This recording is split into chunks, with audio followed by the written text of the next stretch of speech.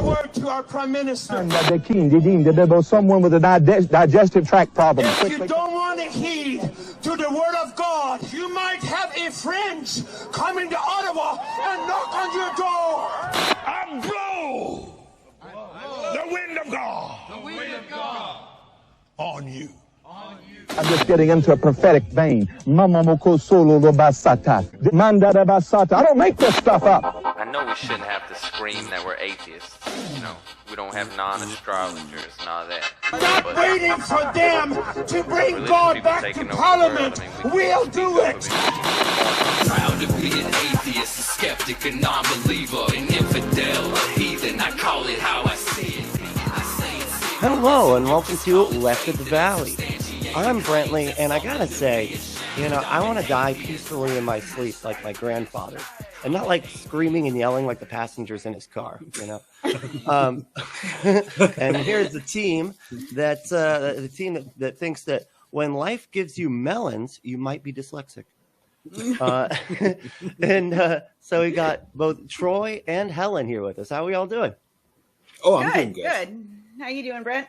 Excellent. And this show is brought to you by our patrons. You can go to patreon.com/LATV if you want to support the show. But first, we got to do some chit chat. So, I'm feeling chit chatty already. We are chit-chatty. I'm going to chit chat the hell out of this thing. You want to shoot the shit chat? Yep, that's it. Let's shoot the shit chat. Listen, and it would everybody, this chuck. is a podcast, and people talk to each other on the podcast. That's right. That's how it works, right? So there was I don't know if you all heard about this. There was a U.S. The U.S. is expanding CO2 pipelines in order to battle climate change. But one poisoned town wants you to know its story. It says this is from NPR, and it says in Satartia, Mississippi, I think, on February 22nd, 2020, a clear Saturday after weeks of rain, Demetrius W. Burns, his cousin, decided to go fishing. They were heading home in a red Cadillac when they heard a boom and saw a big white cloud shooting into the evening sky. Burns' first thought was a pipeline explosion. He didn't know what was filling the air, but he called his mom, Thelma Brown, to warn her to get inside. He told her he was coming. Brown gathered her young children and great-grandchildren she was watching, took them into her back bedroom and got under the quilt with them. They didn't come. Yeah. Yeah, basically, yeah. Little did she know that her sons and nephew were just down the road in the Cadillac, unconscious, victims of a mass poisoning from a carbon dioxide pipeline rupture. Holy crap. Yeah, so it's a good thing that we're doing. We're trying to get trying to help with climate change and everything like that. But we got to make sure that we're doing it safely, and we really need to make sure that situations like this don't happen, because it's real easy. I mean, we have, if depending upon where you're at, here in Florida with Helen and I, we have a lot of hurricanes, right? Mm-hmm. So you have to make sure that those kind of pipelines and whatnot are hurricane proof, or or at least protected to some measure. It really messed this town up, Yeah, I think it goes beyond that, because up here in BC, it's it seems like we always have people protesting pipelines going through lands, and it's not like they're against energy or against oil. They're mostly against the fact that these companies don't maintain the pipelines. They build them and then they just walk away, thinking that they don't need any maintenance, they don't have any work. They don't have to have any work done to it. And then just one day they breach and you get spills. And if you start looking at the stats of spills, it's mind blowing how many spills there are from pipelines. It's like someone just took the map of North America and just started shooting it with a shotgun. It's splattered everywhere. It's tragic, because sometimes when they breach, they ruin the environment. Sometimes they poison people. Right. Yeah. Yeah, and I think that's so frustrating because we're trying to find solutions because we fucked up the earth, and now we're trying to combat that, but we again might be fucking it up because it's just what we do, and it's frustrating because I understand, wanting to put these pipelines in so we have clean energy. But there is that concern. Like mass poisoning doesn't really sound like a lot of fun. No, I mean, and this town of 200 people had to be evacuated, and at least 45 of the people were hospitalised. Oh wow, that's a lot. That's like almost 25% of the town. Yeah, I mean, and you got to think it's carbon dioxide. Okay, at first I was thinking like carbon monoxide. I know can kill you just straight up, right? Like that's what you do. That's what comes out of your car, right? But like an overabundance of carbon dioxide is not good either. That can mess you up really bad.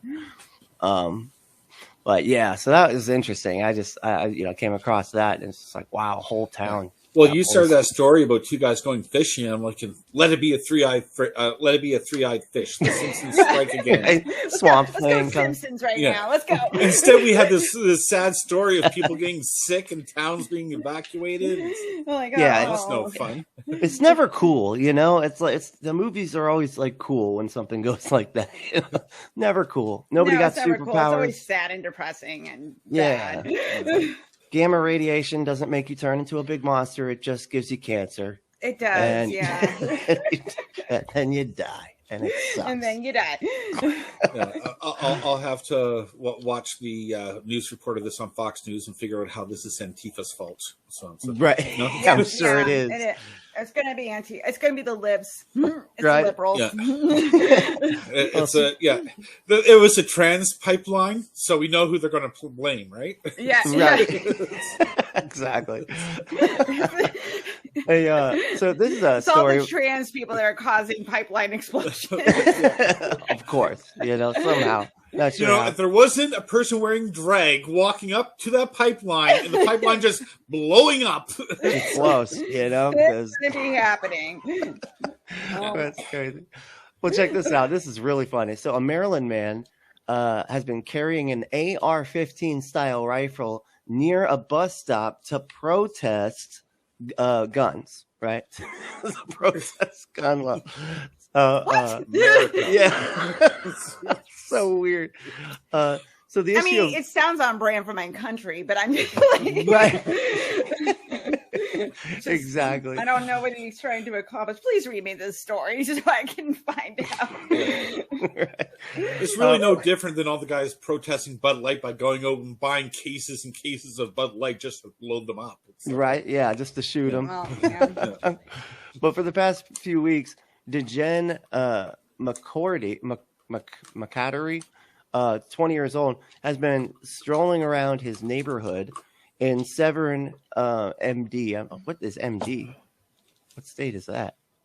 Oh, Maryland. Okay. Maryland. God, I did not know that. That's funny. I did not know Maryland was MD.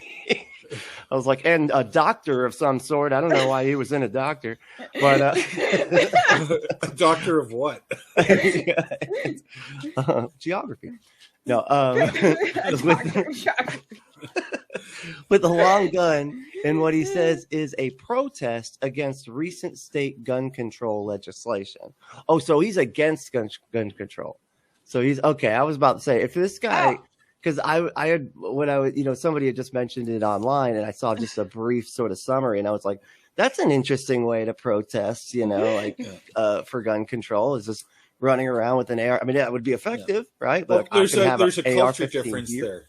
There's a culture difference because, not only would someone doing that in Canada get arrested, but it's like you're kind of making the point of why there should be gun control. Yeah, right. Which is why I thought he was actually doing it the opposite way. You know what I mean? Like, yeah. Hey, see, look at me here at the bus stop where kids can be with an AR-15. We should have laws for this. Yeah. And no, it's the opposite. This idiot is out there going, we shouldn't have laws for this. Look how great this is that I can have this AR-15 out here near these kids. Yeah, this is great. Yeah. Meanwhile, in Canada, if you want to transport automatic, like a fully automatic weapon or an automatic weapon like that, not only do you have to carry it within a case, but you also have to get a permit to take it from one place to another. It's like gun control here is a lot more strict, but once you learn how to play by the rules, everybody's a lot safer, including the gun owners. Right, and you can still have people can still have the guns. You just can't. It's just not so easy to do everything, and it's not so reckless. It seems like here in the States, it's so reckless. And what happened? That's the thing that's frustrating. Yeah, and what happens, like all these laws and regulations, what it does is it creates a culture of responsibility. It's not a case where I want a gun. It's my right to have a gun. I'll go get one. It's a case where I have a right to have a gun, but I also have a responsibility to treat that right with respect, and having to go out on course, having to get your permits, having to get your PAL, having like safety courses, having making sure that like gun owners understand the laws and what they can and cannot do. It just makes the gun owners more responsible and more they just gain a greater respect for the privilege of owning a weapon. But either way, that's my take. Yeah, it's weird too, because it's like they always use this good guy with the gun thing, right? And I feel like that completely ignores the reality of just how everything works. Like, because there aren't good and bad people. This is like they're actually acting like this is a fucking movie and all the characters have been decided and these are the good guys and those are the bad guys. But like a good guy with a gun becomes a bad guy with the gun when he uses the gun to do something reckless or irresponsible or just plain bad. And we don't know if he's a bad guy with a gun until he does something like that. Right. And so it's really dumb to sit there and be like, but a good guy with the gun can make it. Because like it's just guns. It's just people with guns, right? They're not good and bad people. There's just fucking people, and then they do good and bad things. And then now you've just given them all guns and basically made their mistakes and whatnot death sentences in the right situations. Yeah, and statistically, like even with the school shootings, I'm pretty sure cases where there were armed guards at the school. Like one case in New York where the guard went and hid or whatever, and then another case in another case, and I think one of the Texas shootings, the guard just like left with the kids. It's like the guards don't do anything. There were armed. There was one that was really bad that happened where the cops showed up. And they didn't go in the school. Oh, right. Yeah. So they were good guys with guns. And they're like, well, if they can just go in and save the kids, because the shooter was holding everybody hostage and killed, like, I don't know, like, I don't know how many, not only that, but people before he killed himself. But I'm just like, this is what they do. They don't like. And logically, and this is the thing I think people forget, is that we have this deep desire to keep ourselves alive, no matter what we do.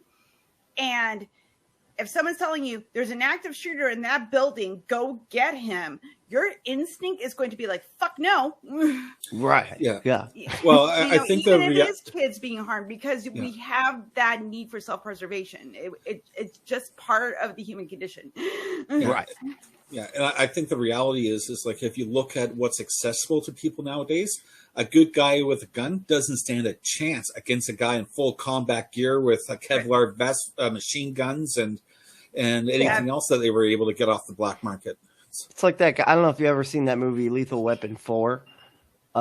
Where it's like the guy in the first scene is just walking around the street and he's got a bunch of armor and he's got a flamethrower and an AR-15, just like lighting things on fire and shooting stuff, and then nobody can hit him because he's got all this armor on and stuff. I'm just like, yep, that's a thing you can do here in America. There's nothing we can fucking do about it.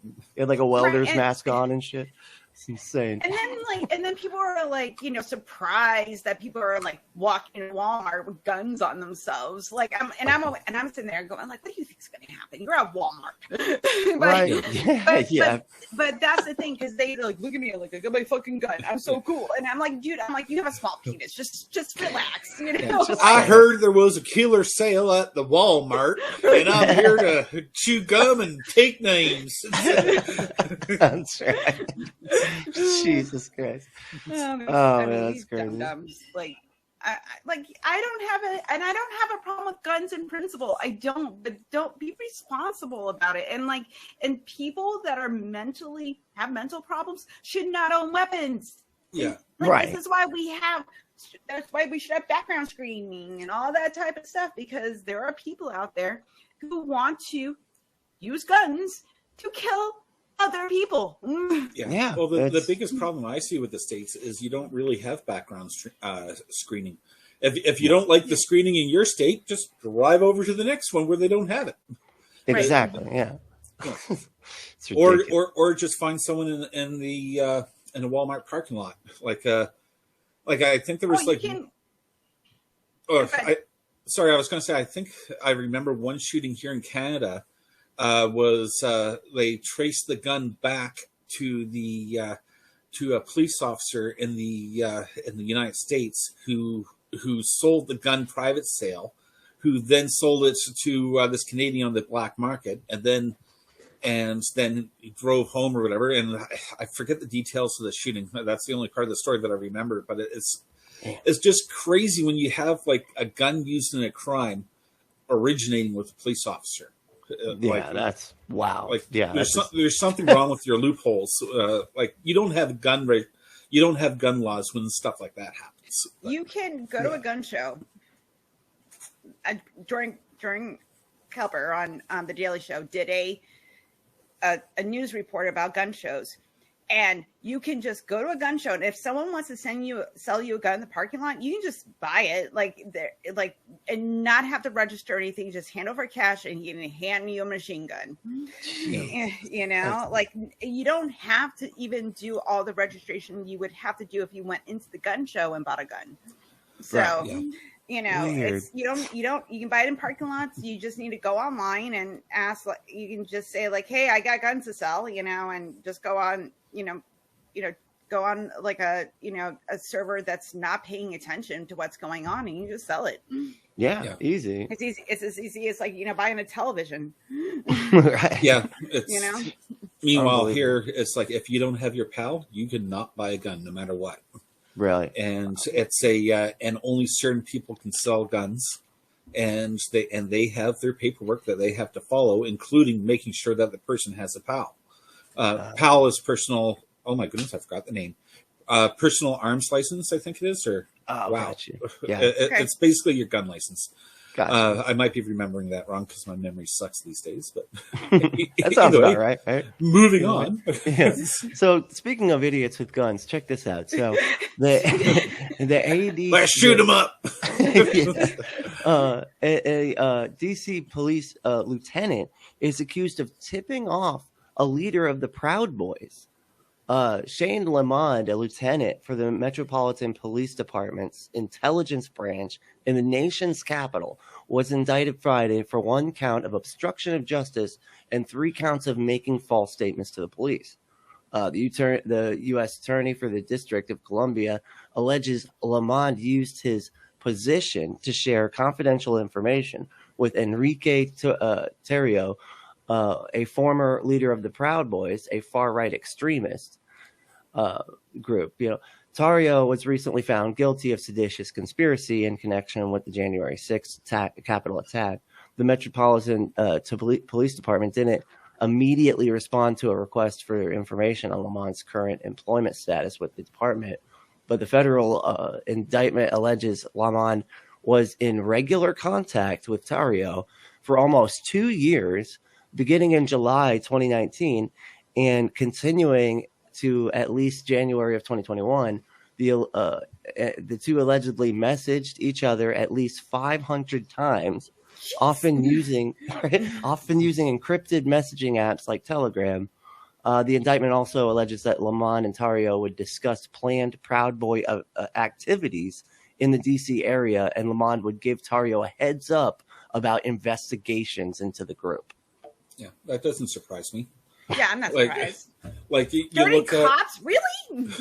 Yeah, I know, right? How crazy. Well, yeah. If you don't label terrorist groups, then they're allowed to grow, they're allowed to spread, they're allowed to infiltrate. So it's not a surprising story for me.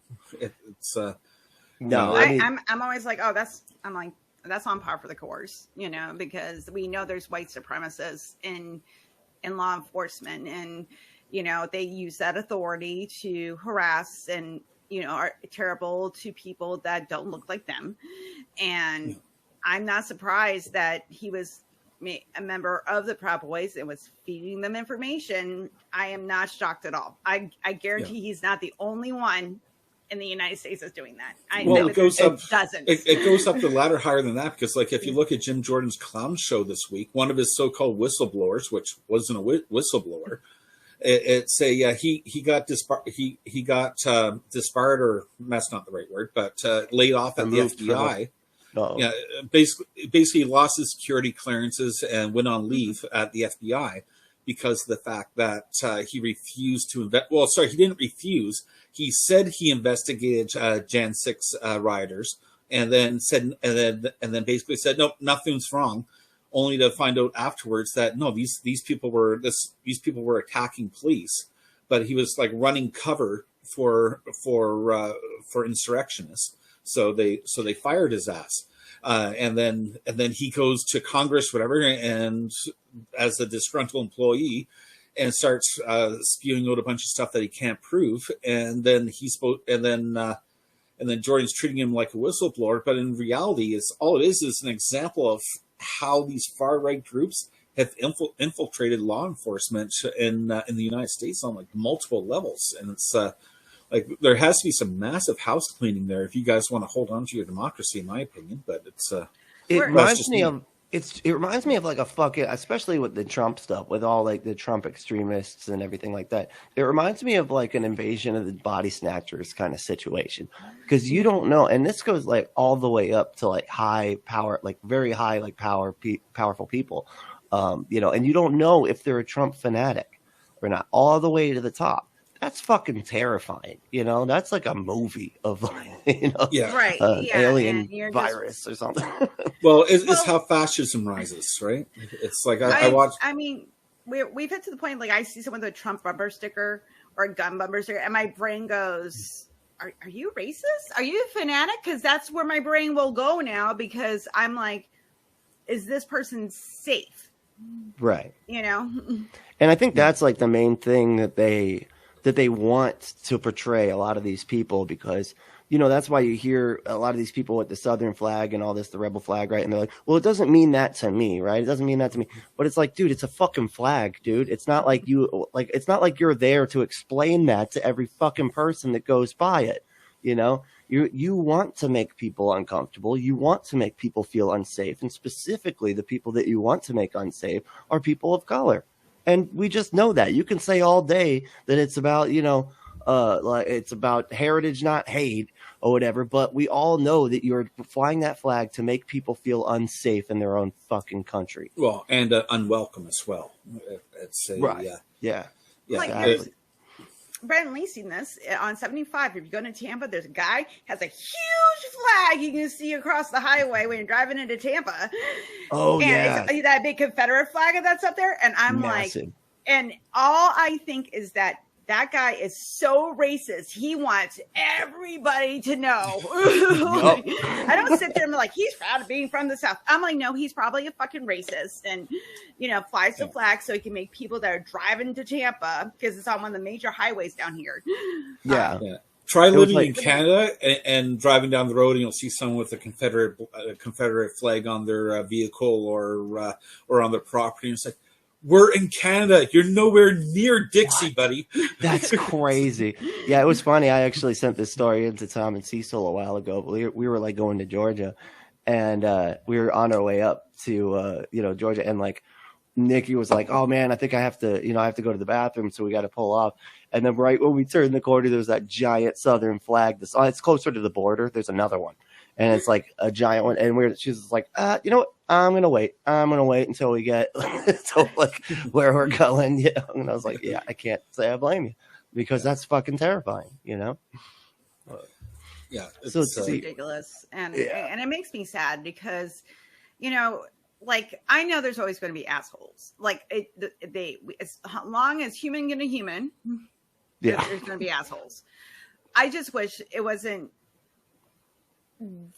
I wish it wasn't getting worse, because I thought we were on an upswing, and now it's like, oh no, we're going back down. Oh fuck. It's dropping off. It's dropping off. Yeah, I'm like, oh no. Yeah, I think if there's any common ground, though, like between all of us, is we all experience the same problems in life or similar problems. Mm-hmm. They just react very differently. Instead of figuring out what can I do to change, or what can or how can I contribute to make things better, it's a case where I need someone to blame. I need someone to be angry at. And it's a very lazy way of thinking, because what happens is, as soon as you have somebody come along, like, Trump, for example, where it's like, I have all the answers. The answers don't make any sense. The answers aren't plausible. But at the same time, though, it falls right in line with that easy mindset of, I need someone to blame, I need someone to point fingers at, to be angry at, and he's going to make all those problems go away. And it's like, well, how is he going to make them go away? And it's like, draining the swamp. And it's like, even though he's now proved that he is the swamp, right? He's the Everglades. But like, they've Southern swamp. Yeah, like people have adopted a cult-like mindset, and it really doesn't matter. It doesn't really matter like what he says or what he does. He's a figure that embodies that mindset of I lost my train of thought. Fascism is the easiest word. The fascist mindset. Well, and also too, like, I'm sorry, go ahead and finish your thought, Troy. No, I was just going to say, just roll back to what I said at the beginning. Is like, we all experience the same struggles in life. Mm-hmm. It's just they deal with it differently, and unfortunately, it's a very toxic way of dealing with it, and it makes them very susceptible to being manipulated. And the danger is what we see, and it grows. But go on, Helen. No, because you were saying that it's a very lazy way of thinking, but it has to be exhausting, because to constantly think that everybody's out to get you, and whether it's people of color or anyone in the queer community, or Nazis, like the things that I think are Nazis, but I'm actually the Nazi, all that has to be exhausting, because you're constantly afraid. All the time. And it's like, and to put that fear onto somebody else, instead of like going like, am I the asshole? Because look at lazy. I'm the asshole is the harder thing to do. Yeah, right. Yeah, it's like, if you look at laziness in the sense of like convenience, though, it's a lot easier or a lot more convenient to trigger the reptilian brain in you and just be reactionary all the time than it is to actually like think through the problem or try to gain a better understanding. And exactly. Like I used to be like very redneck, but I found like the more time I invested into learning about the other people's situations, learning about the history behind the things that I've been groomed to believe, it's then all of a sudden I started going a lot more left, because I had more information to realize that other people aren't as like, it's not as simple as painting people black and white. It's like we're all in some sort of shade of gray, but it takes a lot more work to reach that understanding, or the ability to learn enough to have that understanding, than it is to just like point a finger and do an easy, quick judgment. So like, even though like you get really angry and you're upset all the time, that becomes your norm. But it's also like just like an easy way to respond. It's an easy way to simplify life. But yeah, I know. And it's just sad, because, it just makes me sad, because my life's improved since I looked at my own biases and these old ideas that I used to hold that, I'm not proud of. And occasionally they'll come creeping back into my brain, and I'm like, nope, Helen, nope, let's examine that. You're just being reactionary. It's okay. And being okay with, one, being uncomfortable, and two, in examining that thought and not accepting it. Yeah, exactly. Yeah. They say, I was just listening to this. It's a really great course. The great course is on Audible. like how the Philosopher's Toolkit, and it was talking about hot and cold reasoning, right? So like hot is like your common sense or what you think of right away, and then cold reasoning is like when you take time to slow down and analyze things. And your emotional center is in the hot. It's like your first immediate response, right? And you'd think that would be like actually bad, right? But in actuality, you need both. You need, that's why I always say at the end of my other show, I say stay logical but loving, skeptical but compassionate, because you need those emotions to also be implemented into your logic. You need both, you know? Right. You can't, and I think that I think people forget that when we're talking about logic, because it's supposed to be like you have to be cold thinking all the time. And I'm like, yeah, but I go, doesn't serve me when I'm with other human beings, you know? Right. Like when I'm by myself, fine, but like I have to exist in the world, and I'm a very emotional person. Exactly. And we live in a community. Like a lot of like our emotions, we need to have empathy for other people and stuff. And a lot of times I see the ultra logic, what we call logic bros. You know, they're like, oh no, I don't feel anything. Bros. Yeah, you know, they're like I don't care about that group of people. They're being illogical because of this, that, and the other. And it's like, dude, you're not realizing where they're coming from. You're not even trying to emotionally understand where they're at. You know, right? But, I just love that. I'm going to use that now. Logic bros. Yeah, that's funny. Right? It's so great. So, Helen, do you have a top 10 for us? I do. So. When I was like, what am I going to do for ER stories for this week? I was like, you know what? I'm going to do it on funny ER stories. Nice. Oh, that's clever. I thought that'd be fun. So I just sat down on the couch and there was a G.I. Joe on it, and it just happened. And I don't think there's too much butt stuff in here. So I think, the butt stuff ER stories are always funner. So, okay, first one is I only kind of glanced over these, so this will be also new to me too. So when he grows older, I took care of an 11-year-old boy in the ER a little while back. I gave him ketamine for a fracture reduction, or in other words, setting and splinting of a broken bone. As he was coming around. Wait, ketamine? You gave him ketamine? Yeah, ketamine. What the okay. As he was coming around, he started with the typical stream of consciousness babbling, and then he seemed to snap away to say, I'm fucking lit. I'm going to do so many drugs when I get older. To the amusement of my parents, they thought it was funny and cute, but I'm pretty sure I created a monster. I remember on something in the hospital one time when I was younger, and I'm thinking to myself, man, this is like the stuff I did in high school was nothing compared to the crap they got me on. Let's say ketamine's an animal tranquilizer. So like that, and I've heard of kids using it. I don't know what the dose was. They call it the K-hole if you take like you almost really fucked up on it. Yeah, you can't function at all. I've seen people just like having to just sit there, like just put you on a couch and then we'll just leave Toby. Don't bother Toby. He's in the K-hole. You know. Dilaudid's the most amazing drug I've ever had. Like when I've been in pain and go to the hospital and they give you Dilaudid, it is the best. I'm like everything is amazing, and then I get the munchies and I want Taco Bell. Wow, God, you got the Dilaudid munchies. Okay, I'll be like, honey, can I have Taco Bell? And my husband's like, honey, I don't think the doctor's is going to let you have Taco Bell. And I'm like, but I want Taco Bell.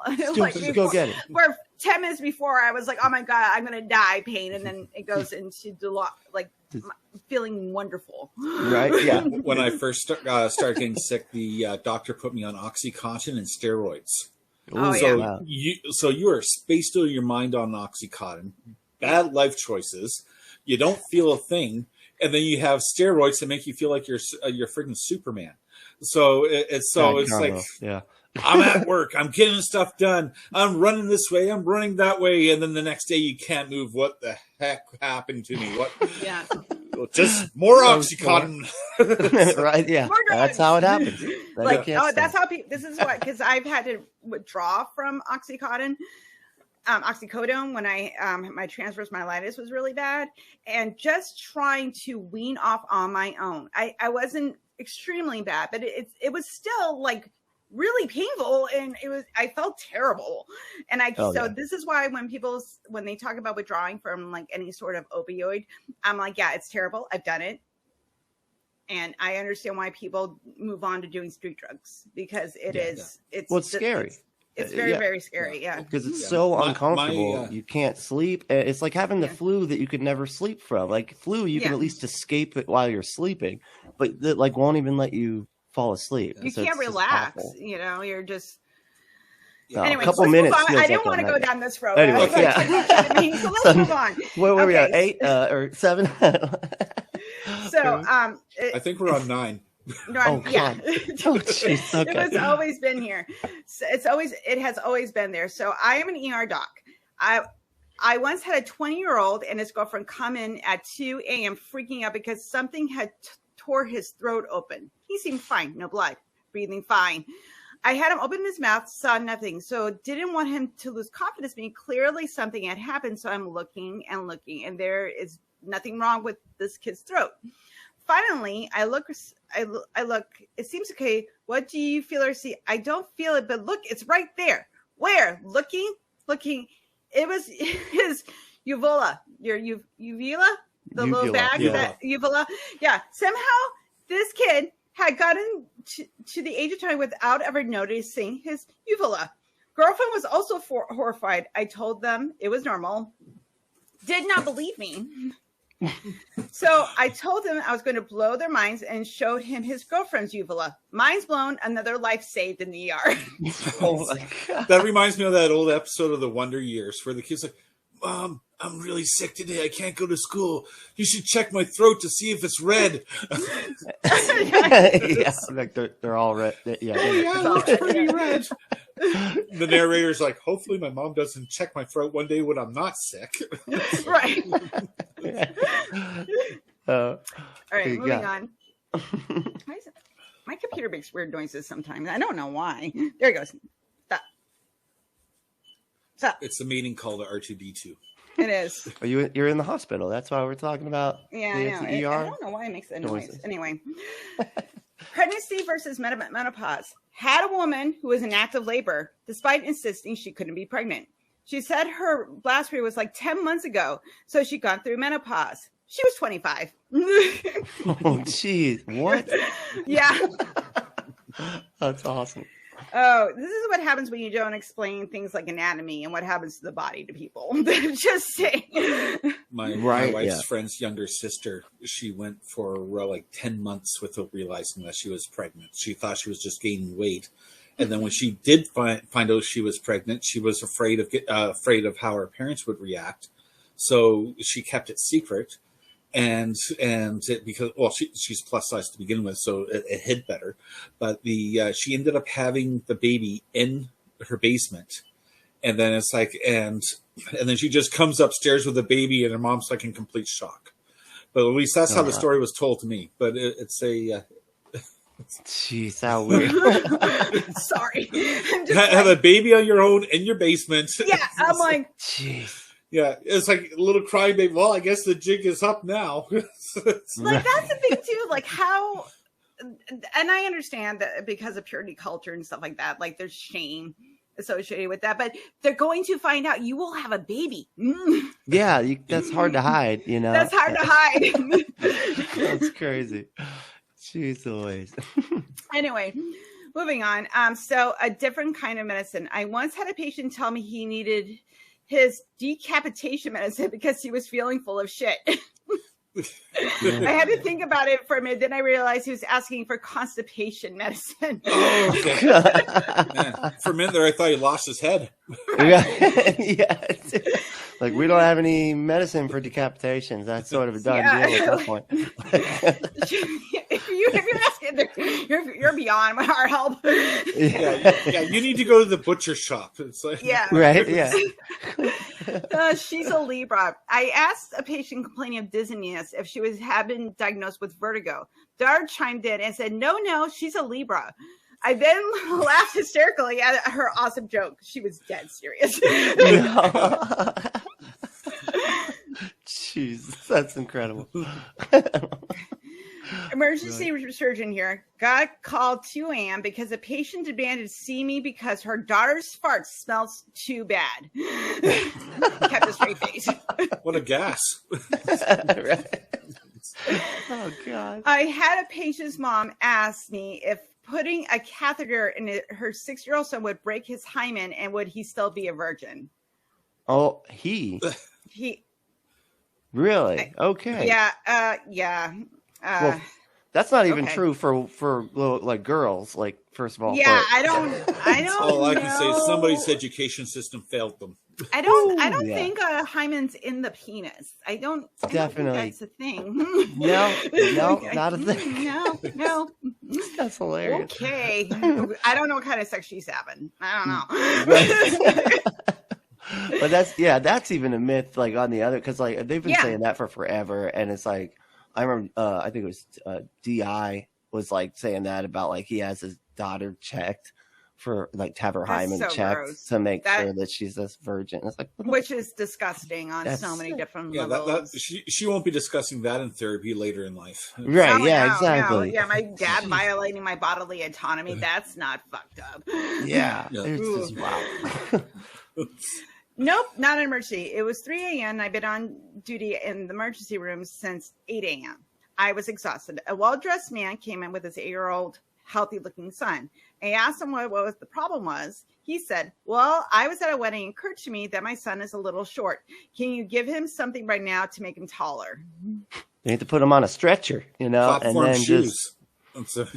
That's what they did in the 70s. I was like, What do people think medicine is? Like you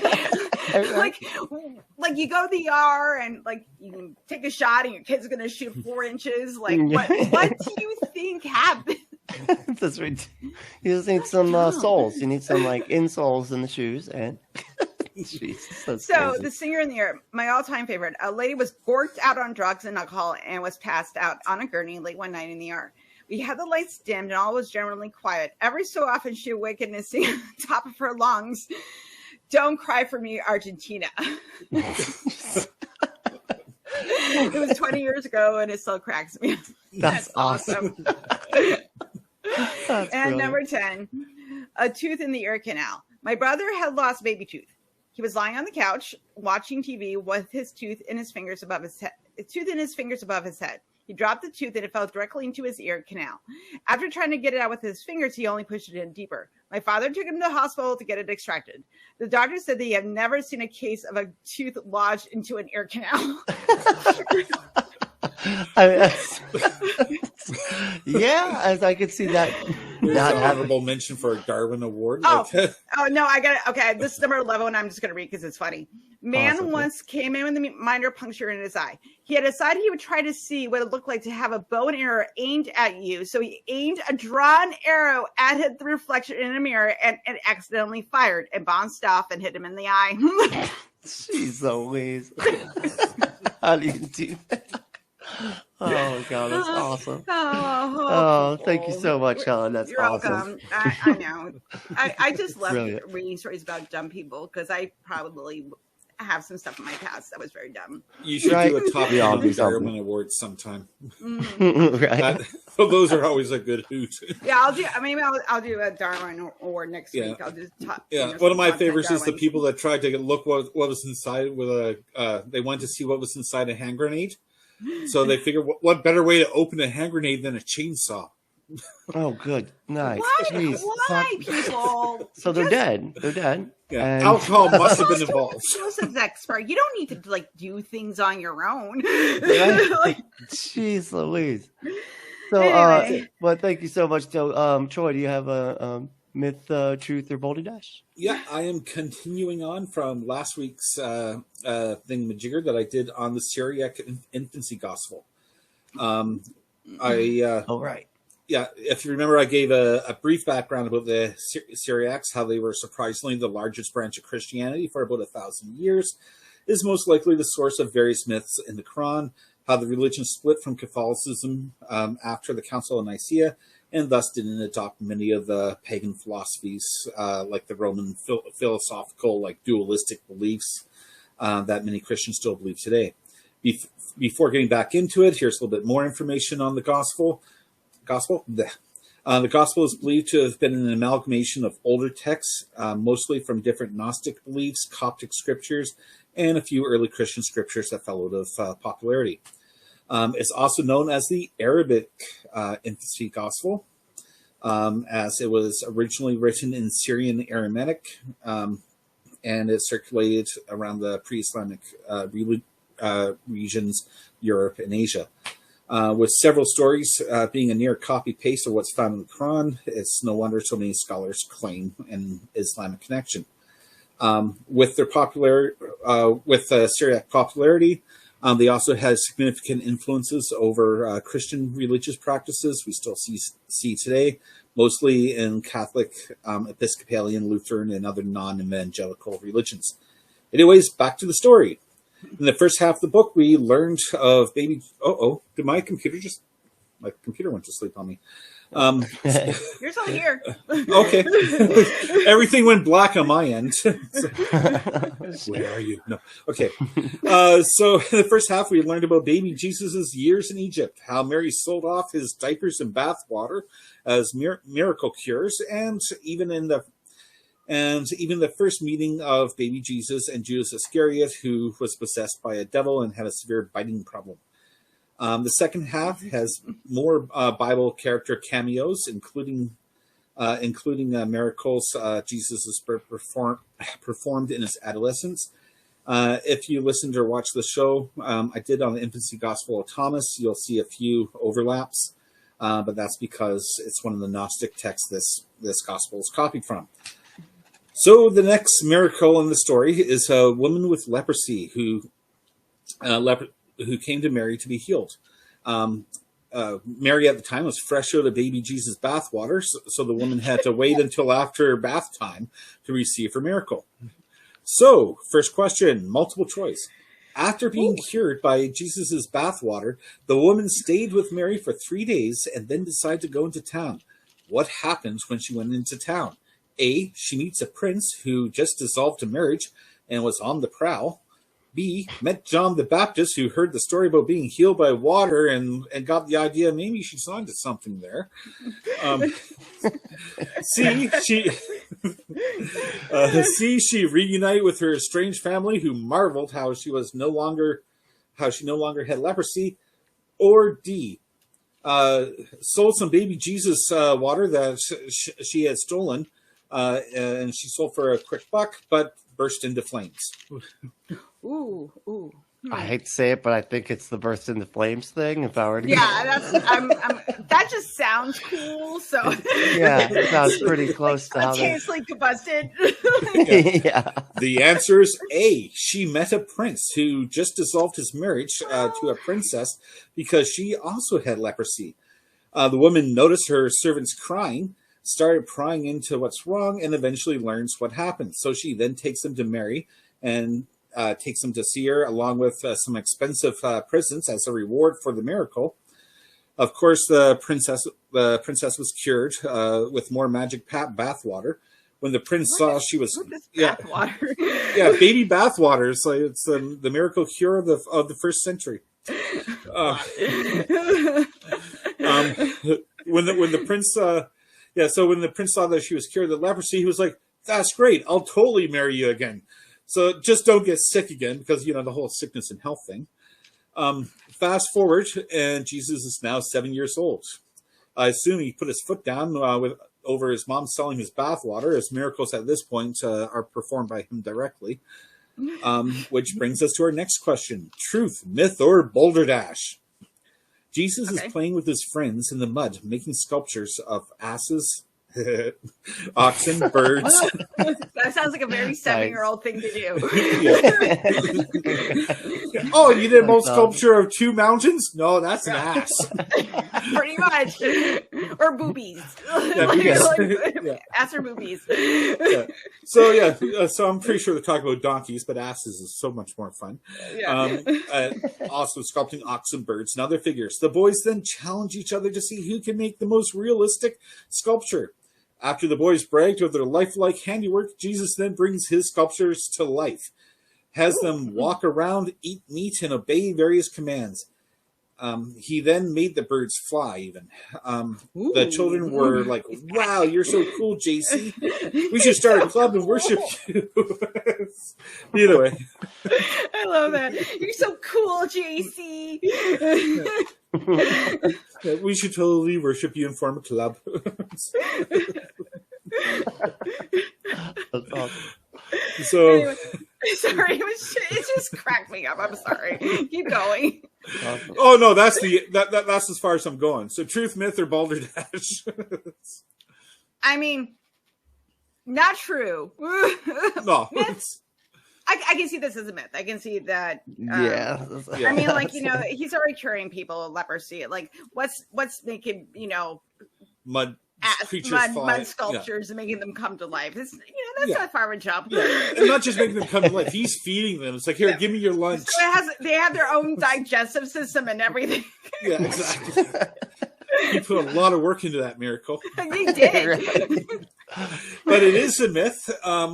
The whole club thing is an embellishment, but it foreshadows a later story.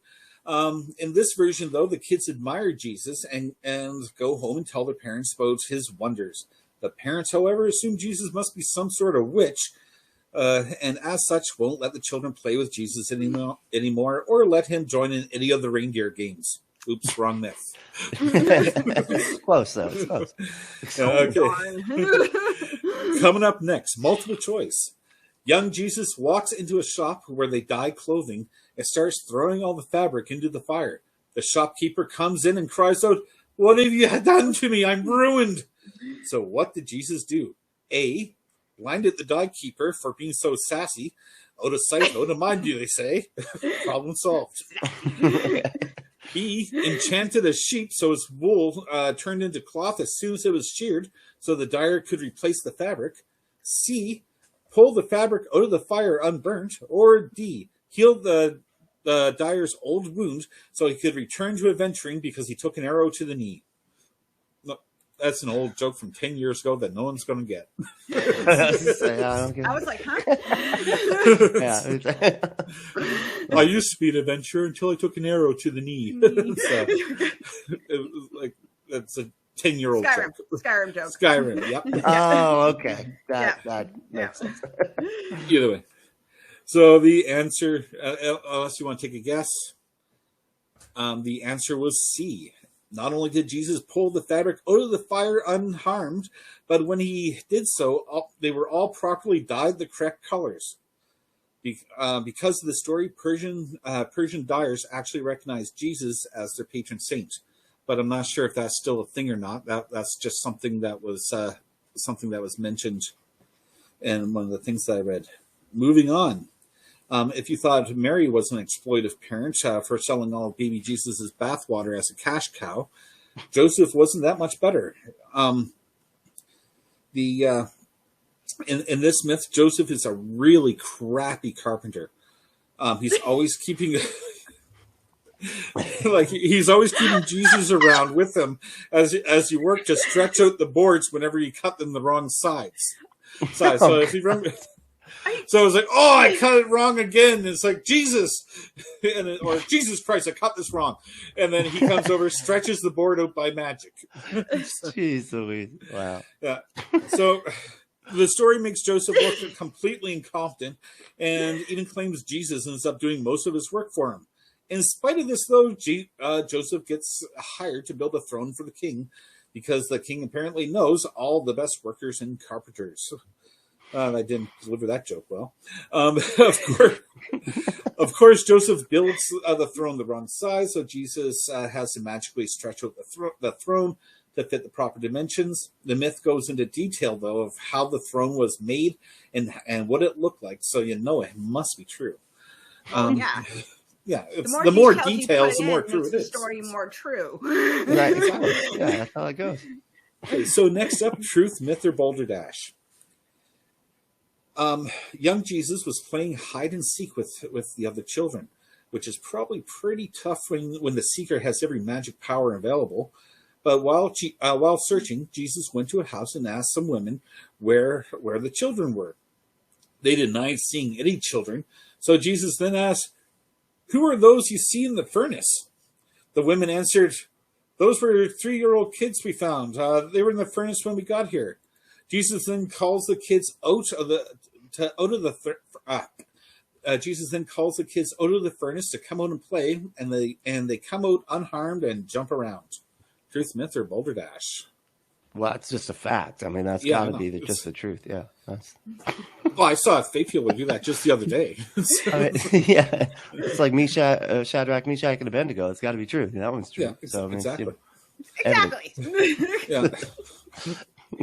Yeah, it is a myth. No harm, no foul, I guess, because after the woman started worshiping Jesus and Brown knows about how great he was, Jesus just let her go and let the child killers go on or whatever. But that's just one thing that I found really messed up about that myth. It's like, okay, they just murdered children. You brought them back to life, but you're just going to let them go?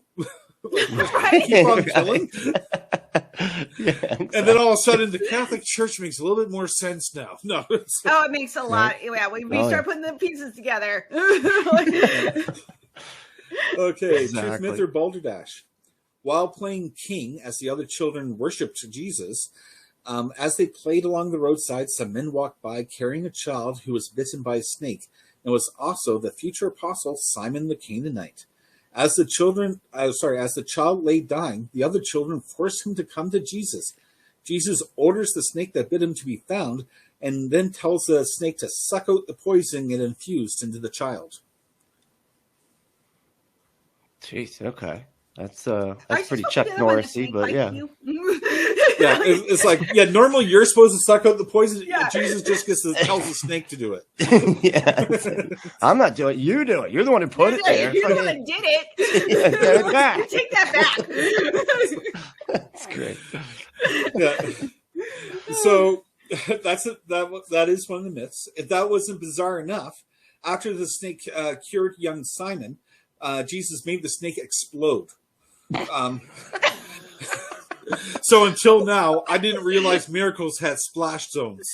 What? Right. What is with Jesus and him like killing things just at random that bug him? Right, Yeah, I yeah. know. Jeez. I'm almost He's a little picturing. psychopath. I'm hoping it's more like the Last Action Hero or something. You know, how Right. they shoot a car twice and it blows up. Like, Right. Yeah, walking so away after- slowly. You know. I forgot about that movie. That's a good movie. Oh, yeah, it's awesome. So anyway, afterwards, Jesus brought Simon back to full health and wiped the snake bits off his face and said, "Stop crying. You're going to be my disciple now. Hooray." But anyway. Well, to be Working, fair, okay. I would probably join the Jesus cult if he was making snakes explode and, killing things at random. I'd be like, oh, yeah, I'll worship you. Please don't kill me. I think the Southern Baptist, actually, no, PETA would get on there. I was going to make a joke about, like, instead of snake handling, just throwing, like, firecrackers in there and watching them explode. But I think PETA would be on top of that in a heartbeat. Yeah. Well, they should be on top of the. Well, anyway, never mind. We're not gonna go to They should PETA be right handled, now. That's a different show. Yeah. kind of cruel to snakes to just be singing at their face like that from 2 inches away. Truth, myth, or balderdash? While walking to Cana with Joseph, they found a young boy laying in the ditch with 3 knives in his back. Joseph, weeping at such a tragic sight, Jesus then says, "Fear not," and turns the 3 knives into doves and brought the child back to life. The child ended up being the disciple Bartholomew and promised to serve Jesus for the rest of his life. Truth, myth, or balderdash? Let's go with Boulder Dash because we haven't done a Boulder Dash yet, and I don't. It sounds so plausible as a myth. I don't know. There's been snakes exploding. Yeah. And I still don't know why he threw the merchant's clothes in the fire, the fabric like that. That's a question I have. I know. That's kind of weird, I'm gonna right? go with myth. Yeah, it is balderdash. I finally made one up. Surprise! Yeah, that was good because that was That was tough. good. That was man. very good. The only thing that made me think was why would they stab him with 3 different knives? That was the only thing. Like who's like? There's no, a reason. You the can pull reason it back why- out and then go again. You don't have to. You know, You making can things just harder do for it once. yourself. Okay, You get see, me if another you were knife. Give me another one, guys. if you're Catholic, that might have fooled you because the religious symbol for Saint Bartholomew. Sure. Yeah, his religious symbol is Saint 3 Bart. daggers. Oh no! Okay. What is his symbol? His symbol is 3 parallel daggers, which has nothing to do with this myth, but might have something to do with that when he was martyred in India, they flayed him alive. So it's. And it took 3 because it dulled out. The 2 dulled out after a while. And, That leathery, leathery Don't- flesh from living in the desert so long. I don't know. I've seen that episode of Game of Thrones, man. I was going to say, I'm like, was he part of House Bolton? Yeah, exactly. Okay, I think we're getting near the end here. When Jesus and his brother James, who would also become a disciple, were fetching firewood, James was bit by a poisonous snake. So how did Jesus heal his brother? A, he sucked out the poison. B, he spit on the wound and healed it. C, Jesus just happened to have some magic bathwater handy. Or D, he blew on the bite to make it better. Oh, it's spit. Okay. Spit. I'm going to spit. Because he did that with the eyes. Another story. No, it was D. Mimicked by moms everywhere, Jesus blew on the bite and James was healed. This was much easier than having to clean up after an exploding snake.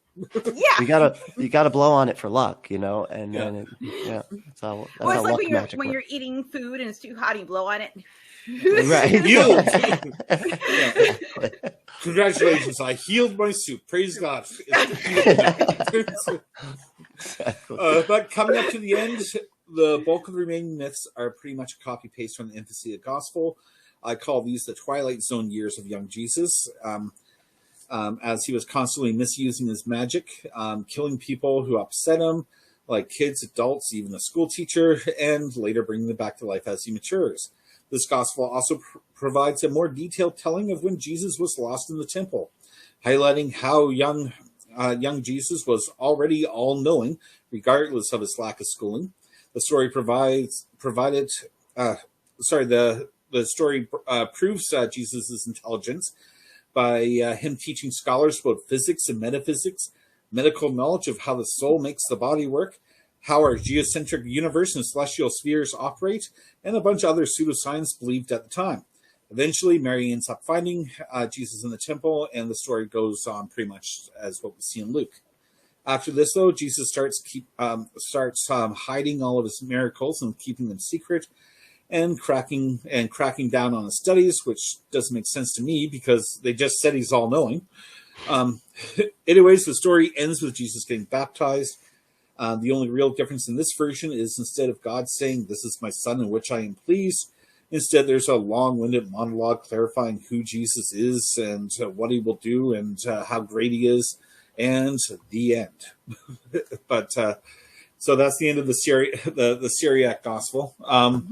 As ridiculous as some of these stories are, like if you read them in their entirety, I just want to point out that there is allegorical and philosophical value to these stories. They're not true, and obviously, and they're purely myth. They're not. Right, I couldn't tell.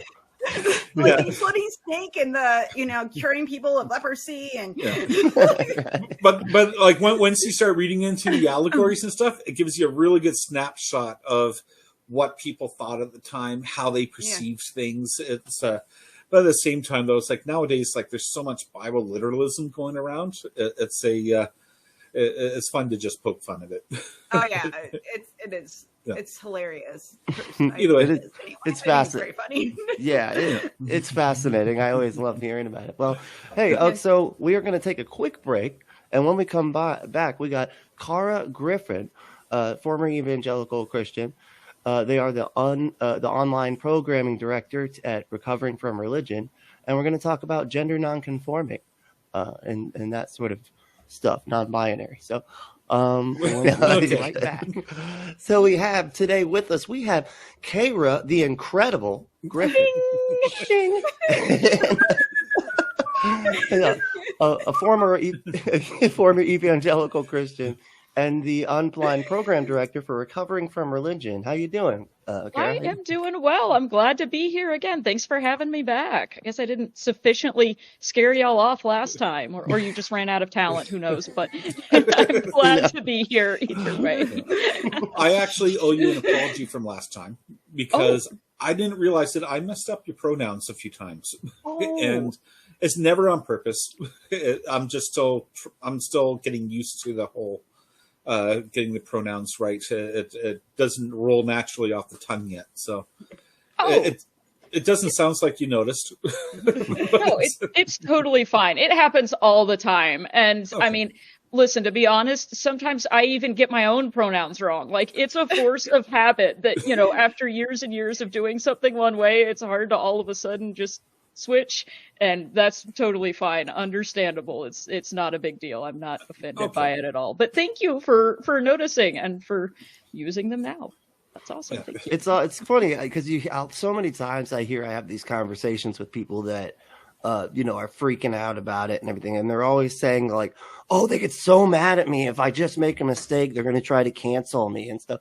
I'm like, I've messed it up before, and they've never ever said anything like that. It was always just like what you just said just now. It's like, it's okay, it happens, as long as you're not like, no, as long as you're not trying to do it on purpose to be a dick. Right. Like, that's different. What I often see is like people will make the honest mistake, but then they get corrected. But some people just can't admit that they made a mistake. So then they start doubling down like, that's a you problem, not me. Yeah. And it's like, well, you just really complicated things. Like, what's wrong with just saying, sorry about that, I'll try better in the future. Right, like, oh, I misspoke, my bad, thank you. Like, I mean, people change their name all the time. Like, this is not any different than anything like that. Like, hey, I've changed my name. People change their first name, they change their middle name, they change their last name, and then you might have a friend. Like, when I was younger, I had a friend who went by her middle name, and then she started using her first name more, and sometimes I would accidentally call her the other name that I was used to using, and it's not a big deal, it's a force of habit. Then you're just say, oh no, I'm using this now. Oh, okay, yeah, that's right, sorry, cool, I'll do that. It's not hard. We do it all the time. It's not confusing, really.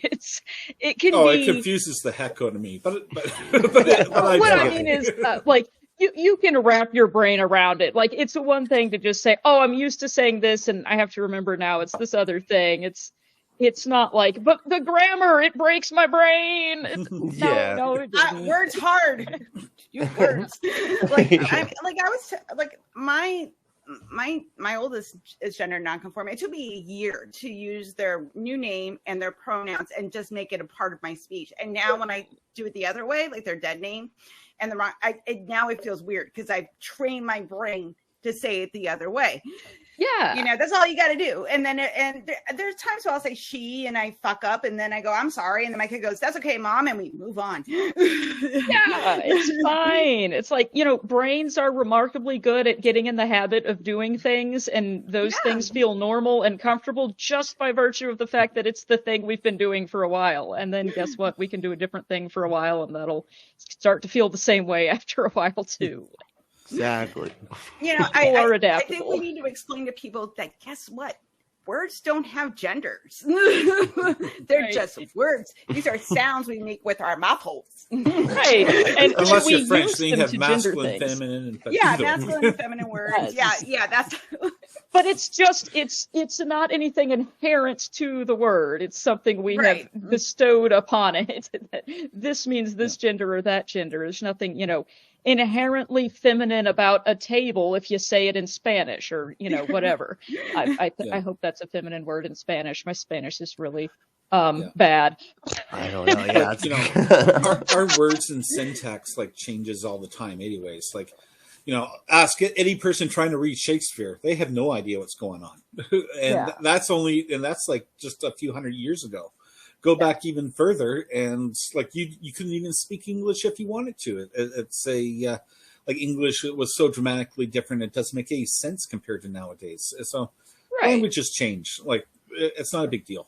They do. We used to have a singular and a plural for the second person pronoun for you, and now it's the the same for singular and plural. Wow, isn't that weird how that's not breaking anyone's brain when they say you, meaning y'all or just one of you? Like, Right. this is the thing too that makes me crazy is that we always refer to people as they, like even if it's a singular person, like they went to the store. We're not, because we use that as just a colloquial thing that we say, and then people are like, I don't, I need to use the correct pronouns because pronouns define us. And if we start changing pronouns, that means that society is going to collapse. And I'm like, you do it all the time. You do it all the time. You do. Yeah. I think it was. Stop pretending it's this own little special thing that, we're changing language. I think it was Tris, a friend of mine on Facebook, who was saying that, we do use they, and the example they used was it was glasses. If you find glasses somewhere and you're like, I don't know, whose glasses, you'd say, does anybody know whose glasses these are so they can come get their glasses? Like, it's a perfect example because it sounds right in your head and it's just, I like that one a lot. Yeah, and you even did it again when you were setting up the story. You're like, I can't remember how they said it, and it's like, right, yeah, and they're non-binary as well. I think Chris is non-binary. Yeah, and it sounds so natural. Like we do that, and it never bothered anybody until they figured out that these are gender non-conforming people. That's the thing we don't like. It's not the grammar. This is not an argument about grammar. No one has ever been this excited about grammar. That's not it. No, ever. Not even English teachers were excited about the grammar this way. Oh, the most I ever remember people being about grammar was that time several years ago when that book came out, Eats, Shoots, and Leaves, and it was like about a comma being in the wrong place, and it had a little picture of panda bears on the front of it, and they had a gun, and it was like, no, not eats, shoots, and leaves, but they eat, shoots, and leave. Anyway, it was punctuation. Commas are important, people. Oh, I love that. It's like commas are important moment. It's funny too, because when I'm talking to people and they're trying to say stuff like that, but like the language matters so much, I swear they sound like a toddler that's got chocolate all over their face trying to make arguments about how the cake, just because you've never seen a cake disappear into thin air doesn't mean it's not possible. How do you know? You don't know. It's like, we could see the, never mind. I never tried that one. I was just like, the devil made me do it. Yeah. I think I have that demon too. The one that makes you eat cake. The trick is you learn how to bake a cake, and then if you eat half of it, you just finish it, cook another cake, eat that half, and then it's just like it was when you got there. So it's like tricky. That's how you trick. Okay. That's how you eat your cake and take it too, or whatever it is. Yeah. That is a funny saying to eat your cake and have it too. Like, yes, you do both. Yeah, I have cake. Right. Yeah. You just bake another cake. It's cake. What else am I going to do with the cake? And then if you can't bake, just buy 2 cakes at the store and plan ahead so that you can. Never mind. Okay, moving on. So I'm not sure exactly where you're located. We're Helen and I are in the U.S. Are you in Canada? No, I am also in the U.S. I do travel around a lot for work though, but mainly in the U.S. So I thought you were in Florida, weren't you? Or no? No, that was Helen. Yeah, I know Helen. I thought you guys lived close. Everybody I know is in Florida. I have been in Florida before, but I'm not there right now. I wouldn't be. It's terrible. Yeah, I'm normally here because I have to be. I know. I'm from Texas, so it's similar in a lot of ways to Florida. And the bad. Yeah. And I remember you being in a really red state, so it's like that's probably why I got mixed up. Probably, yeah. They're very similar in a lot of ways. Oh yeah. Texas and Florida are in a perpetual dumbass off. Yeah, right now. Yeah, I'm always who's gonna be an asshole this week? Who's gonna win this week's asshole race? Yeah, exactly. And it really does seem like it is a contest sometimes to do this kind of signaling to the very far fringe extreme of the base to see who can get the furthest out there and make the most outrageous new announcement or push for some new legislation, just not because it's going to be good for anybody or do anything, but just to signal to the fringe folks that, you know, I'm the fringiest. Like, why is that the contest? I'm I so don't know. fringy. My favorite. It's cool. Yeah, I'm my gonna make favorite is gay watching jobs it backfire. Yeah, yeah. Like my favorite is watching it backfire. Like Ron DeSantis right now with his war against Mickey Mouse. Yes. He's beat up so bad right now. He's having Disney spells. Oh, that was a good joke. Yeah, there you go. I stole that one from Wayne and Schuster, which neither of you, no one here would know. But no, but I like it. Yeah. So, in the state you're in, have they done that the law where they've like removed access to gender affirming healthcare? Yeah, so they keep trying various iterations of that. There was the whole big thing that happened. I think this was last year. It's hard to even keep track now. It all runs together. Where they actually went so far as to say that parents of trans children who sought medically sanctioned gender affirming care for them would be investigated for child abuse, for seeking actual medical treatment from an actual medical doctor that was legal in the state at that time.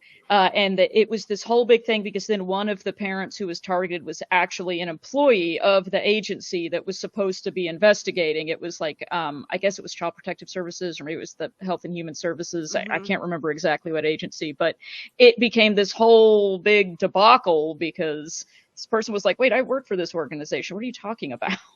And yeah. And then it's so ridiculous. And then the latest thing I saw on the news the other day, I can't remember who it was. If it was Ken Paxton, I'm probably just accusing him of that because he's always saying things like that. It may not have been him, but some They all other blend together after a while. Yes, they really do. They came out with some new like dress code rule for government employees, and it was only in a certain place, but it was in Texas where they tried to update their dress code to say that your clothing had to match your biological gender, which is not the name of a thing that exists in reality. So I'm not sure how one goes on to enforce that, but you just show up for work wearing a kilt, and it's right. Yeah. This matches my biological gender because. Yeah. Right. That's like saying make sure you can't wear any designs that have square circles. And you're like, okay, no problem. Okay. What the fuck? Like, Got it. It's not a thing. Good. It matches my gender. I don't like this is the thing. This is cloth. It Right. does. It has a head hole and a sleeve hole. Right. Like, how is this gendered? I don't understand how pieces of clothing are gendered. Right. And like we wear them to express a certain gender. Yes. Like our personality and the right. Yeah. We want people to interact with us based on how we present ourselves, certainly, but there's nothing like magical about, if I put this on, like now my gender has changed, that's not really how that works. Well, Like, it's so I subjective. wear one of my husband's t-shirts and I suddenly turn into a man. It's like, Right, well, now a man. Well, that was easy. Here's an example of how subjective this is. Crop tops, like that's associated as a female wardrobe, right? Mm-hmm. I'm watching an old 80s movie with my daughter, and it has like the football team practicing on the field, super masculine guys, and she's like, is he wearing crop tops? And it's like, yeah, that was the thing in the 80s. Yeah, like, girls wear crop tops. It's like, guys started it. Breaking news, y'all. Norms that go with genders change over time. Wow. And wore high culture. heels. And Men wore high heels. Like, have you seen the gender non-conforming motherfuckers from like the 1800s? Oh, yeah. This is not Start new. kicking all the guys, sending all the guys home at work for wearing cowboy boots because I see heels there. Right. I know we need to start making laws that like target cowboys or something because the thing is they can. It really pisses me off too because they know on the right that they can target a minority, right? Because like if they target a minority, they can basically get all the people that not only are that minority, but people that support that minority to leave, right? Which is what I think they're trying to do in Florida. But we can't really do that as far as like going against the right, because they're just the fucking majority of everything. You know, and so it's like, what are we going to do? Say like no straight people are allowed to fucking use the bathroom or some shit? Like we can't, there's nothing we can do, you know? Right. Yeah. And that's exactly I don't have anyone to hate like and make fun of, except for like Nazis, which you're supposed to do because Nazis are terrible. So it's like I'm like, let's not make Nazism great again. Let's not do that. So I'm always like, I don't like the people that make bad things happen, so I can't. So I don't know who to marginalize. Like this, I'm like, right. It's like, you know, nice, well-adjusted people who are behaving according to what I would consider to be some sort of ethical framework that is pro-social, are not going around trying to marginalize and oppress other folks. But, you know, that is a thing that some people are doing. I keep saying it's weird, you know, that like everybody I hang out with are very positive, kind people that want to be able to, like, I really don't care what you do in your life as long as you're not being a butthead. Yeah. But, you know, that goes along with being the political majority in terms of just, you know, the actual majority and, you know, having such strong control of all of the political houses and processes, is that you're able to try and erase other people who aren't like you. And, you know, what a surprise that the people that they've decided to pick on now are like the tiniest fraction of the queer community, because, you know, they're easy. It's an easy target. Like they figured out, okay, gay marriage became popular, you know, broadly speaking, the majority of people support it. I guess we can't pick on that anymore. Let's pick something that's a much smaller number of people. Ooh, trans and non-binary people. Great, we'll pick on them. There's not very many of them, and we'll make them sound like strange monsters that are coming for you. And what I find I'm just over here in a men's shirt, just trying to mind my own business. Exactly. But now I can't go in public in Tennessee, I guess. What frustrates me though is like nobody sees the pattern. Like they don't see the fact that just cycles of like, what minority are we targeting right now until people get tired of bullying them, and then we'll just move on to the next one, and it just cycles over and over and over again, and it just seems like it's normalized to people. And they don't see through the fact that it's they're just narratives to rile people up, to trigger them, to give them something to be angry about or somebody to blame, and when they really don't affect their lives at all. Like trans folks or whatever, they're such they're a percentage of a percentage, but yet they're destroying our society. Like, oh yeah. Like how does the logistics of that work out? Like it's like logistically that's impossible. You can't have like 0.4% of the population or something like that completely like rewrite culture. It's like it doesn't work that way. It was like on I just saw another it was like an interview the other day where they were interviewing Trump supporters, right? And they asked them, they're like, how much like of the population do you believe is transgender? And they were like 20%, easy, you know, maybe 25, like a quarter. They're like a fucking quarter. What? It's like, you got 4 people. Do you think one of them is what? Really serious? Like about this? How many people in your life are trans? Like, if you think about it, is it 1 in 4 of all the people you know? Okay. That's the narrative that's being fed. I decided to look up how many people in the United States identify as transgender 13 plus. It's 1.6 million people. I'm saying 1.6, but that sounds like a lot. But keep in mind, there are 7 million people just living in New York City.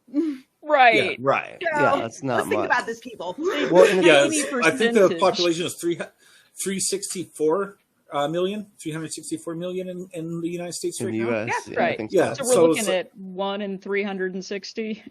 Yeah, yeah, exactly. Less than not 1 in 4. That's not quite 1 in 4. We're not there yet, but you know, I hear we're growing in numbers, so watch out. Which is this is the thing also too. They're like the new trans panic. I'm like, listen, motherfuckers, trans people have always been around. We like all us queer people, all us queers have been here.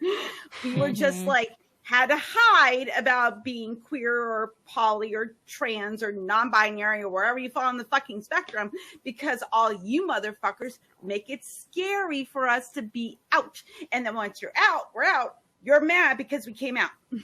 Yeah. I literally had a conversation like this with someone the other day who, was trying to tell me how this was a social contagion because, it's just kids are learning about it and it's making them be trans and they're all getting brainwashed and all these kids are coming out trans and non-binary now. And I tried to explain what you said. Well, we've always been here. It's just that there have been times in history where we weren't able to be noticed publicly because there was a risk of being murdered or, taken to jail or losing your job or being divorced or any of these things if you came out. So it's not that we didn't exist, but it's just that people had to stay in private or they would face, really bad consequences of being out. And the response I got from this person was, well, that was better because if we make it safe for people to come out, then it encourages them. I was like, wow. Okay. It's not a wow, decision, thank you for telling me the quiet part out loud. Yeah. Oh, you're a bigot. I don't want you to be safe. A really good analogy that I saw in a video a little while back was a person pointed out left-handed people, like back in the Victorian area. And it's like, my dad was left-handed. But my dad's left-handed. My dad is left-handed. I'm left-handed. But my dad's left-handed, but my grandmother forced him to become right-handed because it was the devil's paw. And it's the devil's thing. That was like, well, if you go back far enough, you'll hear these stories about how left-handed people have their left hand tied behind their back and forced to use their right in school because of the fact that it's like that's a sign of being possessed by the devil.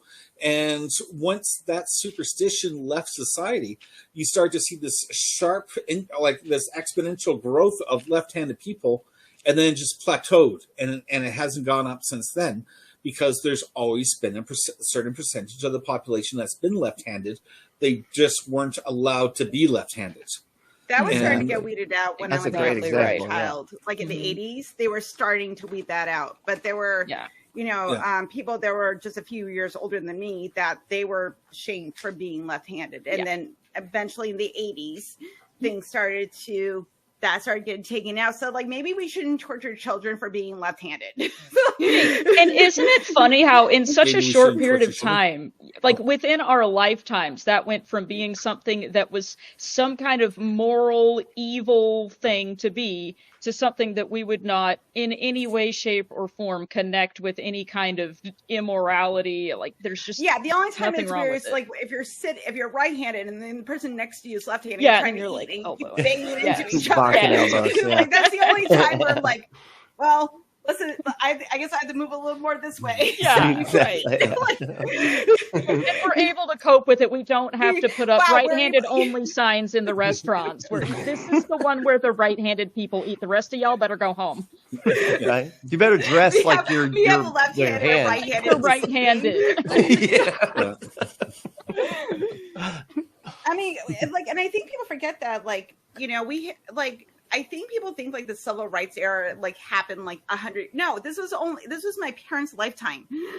That people that we had separate drinking fountains and people that had darker pigments than us had to sit in the back of a bus. This isn't something that happened 100 years ago. Before I'm like, this was my parents' generation, and then you look at it now, you think it's fucking ridiculous because it is. It is. And now we're like, you're all being ridiculous about trans people because they've always existed, and you're just mad because I have to use different pronouns and treat people that are not me with respect. Right, and that's hard, apparently. Yeah, it's so hard. Right, yeah. Right, and we're such an easy, it's the new boogeyman thing, and it'll eventually, they'll get tired of that, and it'll be something else. There's a trans teacher in Ontario that went viral a few months ago because She wears these large, like ridiculously large prosthetic breasts. And it's I like, saw that. Yeah, I heard about that. Yeah. And like, I don't know how it's functional, but it works for her. But like, depending on which news you watch, one news will talk about how like kids don't mind, they don't care. She's a good teacher. And then you'll have a few kids that, oh, it's completely distracting. We can't explain why, but my mom and dad said that it's completely distracting. And then you'll have all these parents show up at the school, and they're just so freaking unhinged about protesting this teacher, about conspiracy theories, about vaccines, because it's like still that's 2020. Connected. Yeah, that's connected. And I'm trying to put the two together, and I can't. You're trying to make it make sense, Helen. That's where you've gone wrong. Yeah, don't try to make it make sense. But they're so unhinged. They're threatening reporters. Yeah, the police have to like show up. They end up having to shut down the school for a couple days because these unhinged parents are calling in bomb threats, and then they're talking. The irony is, it's like they're saying the trans teacher is the problem. It's like, really? They're doing their job. The kids like her. It's what harm is she causing? Versus these protesters that are like causing such a disruption, they had to close down the school and making people feel unsafe in their workplace. Like, who's causing the damage here? And it's like they're pointing the finger at the trans teacher, but it's like they're the ones causing all the harm. And so it's just ironic, I think. So. And it's what I wonder is like what it was like. There are people that do have breasts that size. So are we supposed to hate all them too, or is it only because like what? No, I don't understand. We give them back surgery when they're older. No. Yeah, right. My friends had to get a breast reduction because they were big enough that it was causing back pain. Like I can't go braless at all because like I love taking off my bra at the end of the day, but I can't like go around normal functioning without a bra, and it's way too much freedom, and it's going to make my back hurt. Yeah, isn't it interesting how that same medical procedure could be done in a lot of different scenarios, but it's only a mutilation of your body and a cause for extreme horror if it's a trans person getting that exact same medical procedure that a cis person could get. And that's the thing, like they're talking about like they're mutilating. I'm like nobody's doing operations on children. I don't know where you're getting that information. No one's doing that. Actually, I'll correct that. There are lots of operations being done on children: breast implants, lips, nose jobs, buttocks.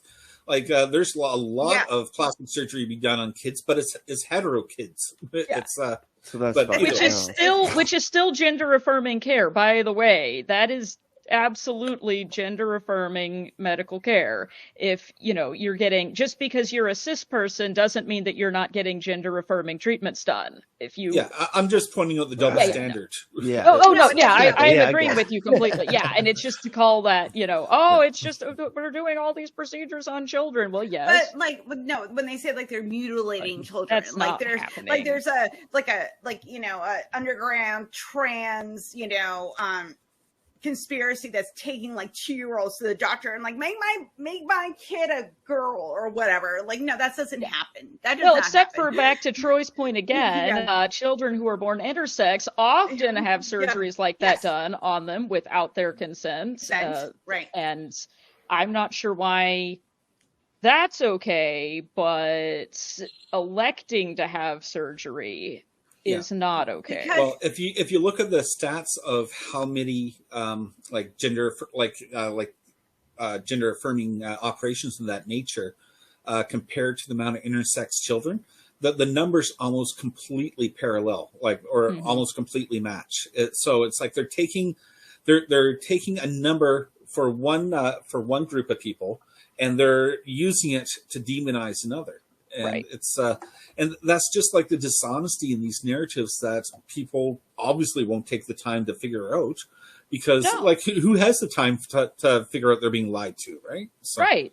And it's not really the point. Like, again, like we were talking about earlier with the pronouns, it's not really about the grammar. With this, it's not about concern for these kids' health and life and mental well-being. That's not at all the point. If they can say that, we're trying to protect the kids' health, that's what they'll say to promote this narrative. No. But That's not what this is about. This is about forcing people's bodies to be a particular way, and particularly forcing them to be in a binary conception of what will be useful for sexual reproduction. And we will, if they are identified by us as women, we will furthermore make sure that they're not going to be able to decide whether or not they want to become pregnant or carry pregnancy to term, apparently. So let's not pretend that this isn't related to that kind of politics as well. Are we talking about the ongoing bullshit with misogyny that affects like every fucking thing that exists in this fucking country all the time? Yes. And then when you call it out, you're like, you're being an uppity woman. It's like, no, I'm calling it out because I'm calling a spade a fucking spade, man. Yeah. Oh, but Helen, you are to be quiet. Women should not have authority to teach men. I read that in the Bible, so it must be true. Yeah. It must be. It must be. Okay, you know what gets me about that? Fuck you and fuck your fucking God, man. Sorry. No, sorry. Yeah. No, don't be sorry. Well, it has nothing with God. It has to do with how they formed the religion. Like, they're like, you know, there were quite a few like female religious leaders, like in Jewish culture and also like in Rome and elsewhere. It's just Paul was a misogynist, and that got implanted into the religion. So. Oh, yeah, absolutely. And it hasn't even always been so. You know, people like to act like, you know, the Bible, you know, was created at the time of the earth and we've always had it in this form. And, you know, of course, that's not the case. There, you know, first there was an Old Testament. And, you know, if you read that, there's a really different view on all sorts of things in there than the New Testament, which I realize that's old news. But if the narrative is supposed to be, it's in the Bible, therefore it is completely true. It's the divine word of God. It is timeless and it is 100% accurate. That's really weird that you have 60 some different books smashed together that all say different things. How are we to resolve this? Listen, we should just go back to stoning people when they work on the Sabbath. Like, we should just go back to that. Right. It'll be fine. Yeah. I'm sure it won't cause any problems. No. One of the reasons why I'll dedicate so many of my segments against like the older books and like that were once adopted by Christians or different types of Christians is just to point out that Christians didn't always believe the same things. They didn't always interpret the Bible the same way. Like you look at like the older books, it's obvious mythology. It's obviously meant to be looked at allegorically. It's like most Christians didn't believe that this stuff was real at the time, except for a few like offshoot crazy sects. But yet that's how we're supposed to interpret it nowadays. Like the literalism thing didn't really come out until the Victorian era. Right. Before that, people didn't take Adam and Eve literally. They interpreted it as a allegory for like human development and relationship with God and how that can apply to our lives. Blah blah blah blah. It's whether you believe in a God or not. There are certain lessons that you can take from that, but it's. I'm so lost. I lost everything after you said crazy sex. What are you talking about? I have this really bad habit of trying to like take a whole book of information to like, I could put this in 15 words or less. And it makes no sense. No, I'm just kidding. Yeah, no, that's super interesting. Actually, I was thinking about that earlier too, when I fell down this rabbit hole in looking up this concept that I just find fascinating and kind of funny of, you know, muscular Christianity. And it reminded me too when y'all were talking earlier on the show about some of the examples you were giving. But I was following some random TikTok video around Easter time this year, and he was making a joke about, here we are at church again on Easter. It's time for CrossFit Christ to come up on stage in the diaper and distract everyone. Yeah. We're juicing for Jesus. Time to get buff. Yeah. Awesome. Yeah. Like, you are so right. Why is Jesus so buff? All of these Right. Like, but I'll tell you the answer. I go as a young developing little girl, and hormones start kicking in. I will admit that I had some sexy feelings about Jesus when I was budding Helen. Who wouldn't? So does that mean Jesus was a distraction and his images should have been removed from your learning environment? That's what I'm hearing. Half naked, brutalized guy on a cross being a human sacrifice. That's a pretty messed up detail. Not to judge, but I know I am not the first person that has you're definitely not. To medieval art. Yeah. Renaissance and medieval religious art. I know I'm not the first person. I will not be the last. Which brings me to this point of, I don't know what Christians think that like you teach Jesus as like this pure thing, but you make him like super buff. He's kind of hot. And then people do people things. And they masturbate and have a religious experience. Well, if you start looking at like Christian art, though, how Jesus has been depicted has changed quite a bit over the years. Yes. Yeah. Yes. And what it I think corresponds to colonial culture and imperial projects as well. Like, Jesus was some white people. Sorry. Yeah, but doesn't it make sense if you're involved in spreading your empire and your religious views and colonizing the rest of the world because they're uncivilized and you need to convert them to your own belief system and subjugate them under your benign dominance? Doesn't it make sense to say that God looks like you? Or to say God looks like me, not you. Interesting how that changed. And then the same thing with the, being all buff and everything. There was that big movement in like the late 19th, early 20th century, all of a sudden, where we need to make Christianity manlier. And then everyone's like going to work out for Jesus, and they got the YMCA and the Scouts, and, we got to make it more male dominance based. Yeah. And Well, apparently that comes from Victoria, England. It's not that old. No. If you can't trust like colonial Victorianism to get your values from, what can you trust? What have they ever done that's wrong?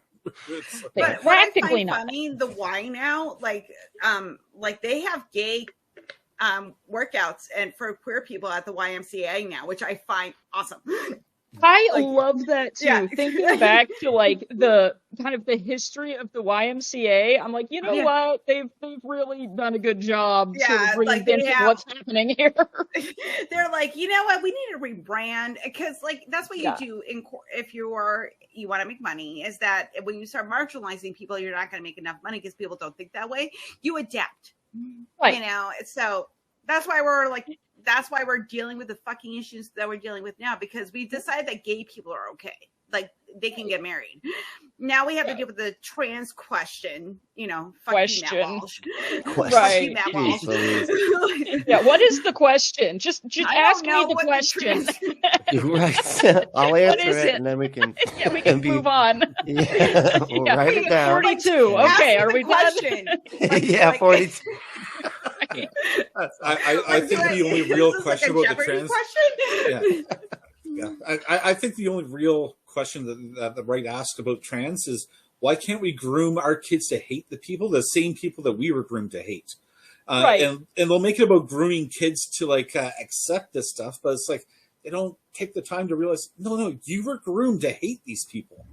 And like, if you grew up in the church, like it just seems like I remember constantly being hearing like trans, gays, lesbians, them all being vilified and like, they're working on the agents, they're working with the devil, and they're we're in a spiritual war and blah blah blah blah. And it's like thankfully when I got married, my wife kind of pulled me out of the Pentecostal church. She just, the services scared the hell out of her. They're scary, right? I went to a Pentecostal, or it was Assemblies of God, or it's very similar to Pentecostal elementary school, and we would have to go to the services, and they're kind of scary. Oh yeah. Well, I'm taking her, like, we're just starting to date. I take her to church, and then all of a sudden, like, one guy's doing jumping jacks, another one's running around the aisles, and then everybody's just screaming gibberish. And people are shooting God bolts at you that, may or may not cause you to get struck and fall down. I mean, I'm pretty sure you have to want to, but right. Yeah. Meanwhile, she's like, not sure. Yeah, she's thinking, like, is my boyfriend in a cult? Yeah. I mean, Yeah, you might be. the distinction gets harder and harder to see there. So I ended up leaving the Pentecostal church, going back to Anglican or Episcopalian if you're in the United States, and and they were Anglican. The Anglican Church in Canada was one of the first churches to openly accept gays into their congregation. Now, I remember when this happened in the 90s, and people flooded out of the Anglican Church just because that was not traditional. So they lost a lot of attendance, and they ended up going to evangelicals because they support that kind of bigotry. Yes, they do. But at the same time, though, it's created a conflict with me because I spent so many years in the Pentecostal church saying to hate these people. But even when I was in the Pentecostal church, I got myself into trouble because, like, you know, for being a religion of love, we sure seem to hate a lot of folks. Right? So I caught the history buff, and then I wanted to start looking at the history of the scriptures and stuff to realize that, no, you know what, that's not really how it's meant to be interpreted. That doesn't really reflect the times. And then you start learning about like textual changes that support like the anti-inclusiveness or whatever that was never in the original scriptures to begin with. So that kind of led me on my path to atheism, because like if you're lying about that, what else are you lying about? And then after a year and a half of just uncovering one thing, one lie after another, whatever, it's a case where, okay, well, you know, accept the truth.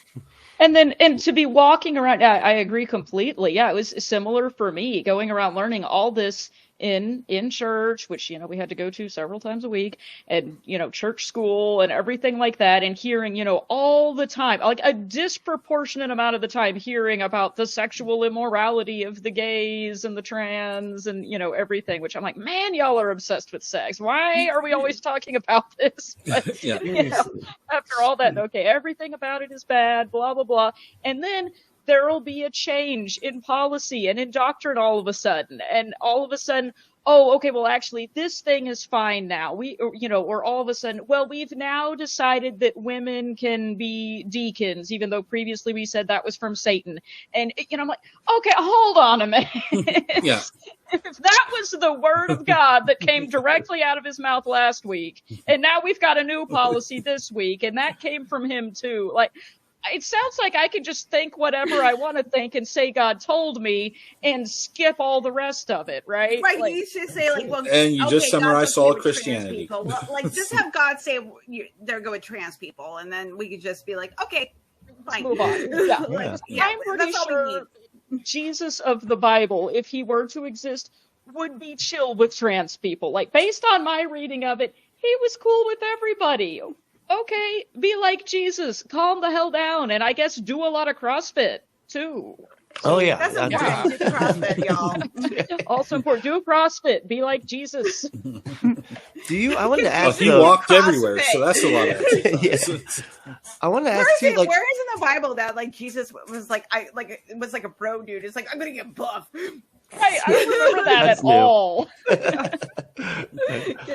Well, I mean, there was the wrestling for Jesus. These motherfuckers that, like, this is so crazy. I heard about this on Seth Andrews' channel, where these guys, they have wrestling matches, but they do it for Jesus to get like young men to come watch these people wrestle. But like then pro? They proselytize. Like costumes it's like and amateur stuff? wrestling. It's like amateur, but somebody died doing it, which was not great because they didn't have Christian like a medical. to die, Like, you know? No. Like professional wrestling's terrible, but at least they have like medical people, you know, that make sure that the wrestlers, you know, like, okay, like, you know what, like, and thousands of hours of training to make sure they don't kill someone. Yes, yeah. Well, this guy happened to do a match. Move was performed wrong, and he ended up dying. So that's how I found out about it, because Seth was talking about it. But like, and then I had to do a dive into Christian wrestling. Oh. But it's one of those things that like everybody's got a fucking gimmick, you know, like you got to sell some shit. Come up with a gimmick. Oh yeah. especially young men that like, come on, come wrestle for Jesus, blah, blah, blah, blah, blah. I'm gonna, and be like all fucking, because and it does work well because it's made up storylines and, Yeah, and it's celebrating again this like male dominance narrative of, power will come to you if you're a man and you're involved in this religious practice. You get not just your physical power but also God's power, and metaphorically you will be in dominion over your family and your home and the world and the animal kingdom, and it's really kind of creepy. But it reminds me of, when I was growing up in Texas in evangelical and Pentecostal, not Pentecostal, it was Assemblies of God, but similar. We would have this group that came to our church school every so often, and they were called the Power Team. And I remember seeing that. Yeah, they were on TV and stuff. Yeah, and they'd like show up in their like outfits, or they're like working out, and they'd like break stuff and like rip phone books. And I don't know what that had to do with Jesus, but that was their ministry. Right? Yeah, they were ripping license plates and stuff. And they're like, remember, if they slip one bit, they can cut all their fingers off. I'm like, what the fuck are we even doing here? Why are we doing this? It's going to be disgusting. This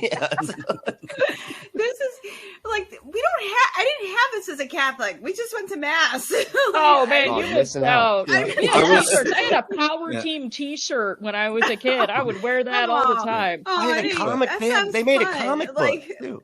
Like, that sounds fun. Like, I didn't get that. I got boring mass. Though the priest I had, Father Rob, when I was a kid, he was very cute. He was young and he was really nice. Like, he was actually like a very, very nice person. And I remember him. It was one of my first crushes, was Father Rob, when I was like 10 years old. You cheated on Jesus? I did. Right? I could have made a joke there about Catholicism and priest, but I'm not going to do it. I'm going to save that one. I was going to make a cuck joke, so that's better for me. You don't sully his name. Exactly. I'm going to shoot right past that. So I wanted to ask you that, do you so with all this stuff going on, do you feel safe when you go out places? Do you is this always something kind of looming in your mind? Are you always like scanning the room, like looking for red hats? Like, am I safe here kind of thing? Yeah, well, that's kind of like how I am normally anyway. But I mean, yeah, do I walk around thinking, am I about to be attacked? No. But do I have the thought that that's always a possibility? Yes. I think what's more likely is, being just harassed or having these weird interactions with people like what I was describing earlier, where, they will just, casually let you know that it would be better if you weren't able to be in public by law or, something like that. I'm like, oh, that's weird that you felt okay saying that to me. But all right. I shake your hand, but I might catch the gaze. So right. Fist bump. Oh, gosh, yeah. Wow. But I will also say this, like, a lot of people are out in the world, like, trying to be allies and are super cool, and will see someone who, looks like, oh, maybe that is a gender nonconforming person or something like that, and they will be super cool about it and come up and say something really nice and affirming about your, like, obviously, like, gender mismatched clothes that you've got put together, and they're like, that's so cool, I love that you did that. And I'm like, thank you, that is nice. Oh, that's awesome. Weird. Yeah, it's weird how it works that way. You always have like a pushback, but there is, like, it seems like when we move forward, like, societally, there's always that one group of panic and pushback, Yeah. And I really don't think those people are the majority. I've said this before, but I mean, I think we're hearing a very, very loud, desperate, panicky minority who is upset that they're not getting to make the rules anymore, and they're having a tantrum, and the rest of us are going to move on, and they will be left behind. One of my favorite local examples of that is in Chilliwack a few years back. They wanted to put in a rainbow crosswalk to show inclusiveness, and the city of the board said, the city said, no way, that goes against the moralities of our community, blah blah blah. People tried protesting this, and it still got shut down. So businesses started painting crosswalks in their driveways with rainbows. The school district put in a rainbow crosswalk. If you go to like several of the malls, there's crosswalks. People put rainbow crosswalks in their driveway. So for the sake of boycotting one rainbow crosswalk, there was like a dozen or so throughout the town as a result. So it's like that's awesome. I love that. That's really great. Like never tell people they can't do something. Don't do that. Well, it's gonna bite you in the ass. It's not just like you can't do that, but because it's not about like like in all honesty, it's like, oh, you can't put in a crosswalk. Well, okay, big deal. But when that becomes like an issue of where you can't let these people know that they're included, that they're part of the community, then you start getting the good people out there saying, well, no, these people deserve to be part of the community, and these people should be included.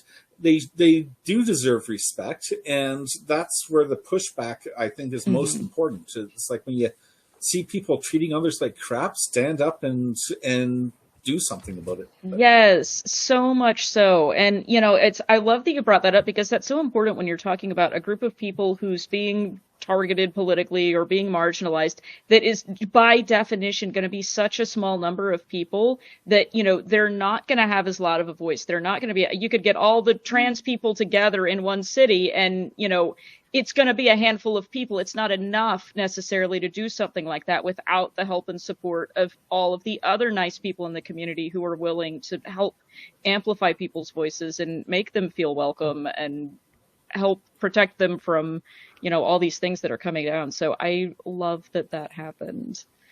What an excellent backfire. Right? Yeah.